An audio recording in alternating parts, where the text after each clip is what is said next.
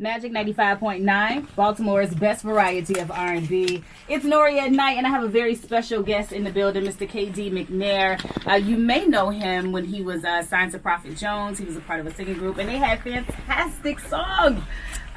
You gonna get the vibe. I'm gonna set the whole situation up. But he's actually doing some other things and working on some other projects. So just talk to us really quick about what you've been up to since the group and kind of where you are now. What's up, Baltimore?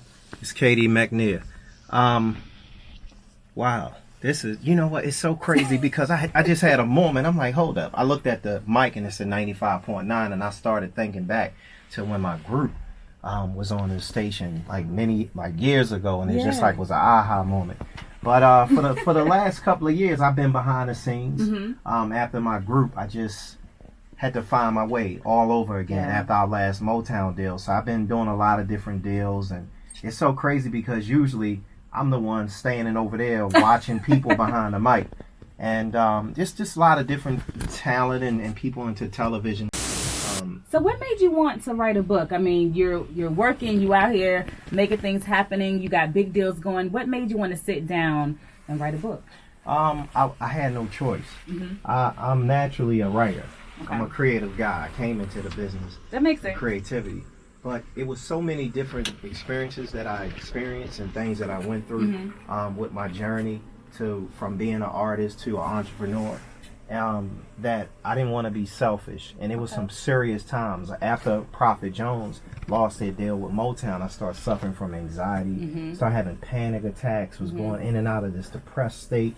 I had totally lost myself because we had some big records out there. It was, traveling and on the billboards and all of this stuff, and then everything just kind of stopped. Right. And I was not equipped to handle that.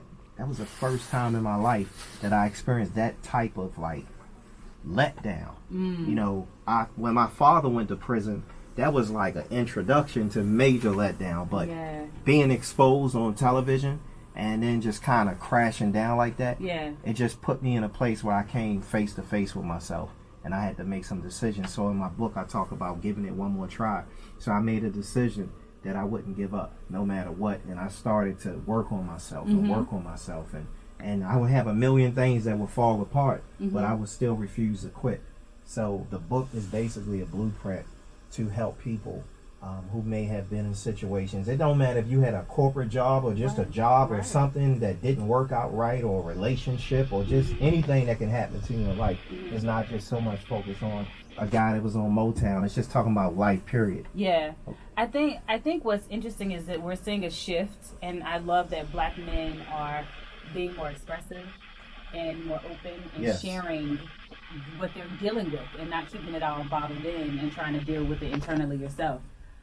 So I think this will allow and help a lot of people, but I think in general, just to have a black man that's an author that's saying, look, I can do it, you can do it too. Yes. Give it one more try. Yes. I think that's important to have that encouragement. And so thank you. Yes. I'm excited. This is just in time for the holidays. Yes. So, it's a great stocking stuffer. A great way to start your new year off. To get your perspective, to prepare yourself and give yourself the tools that you need to go into the new year properly.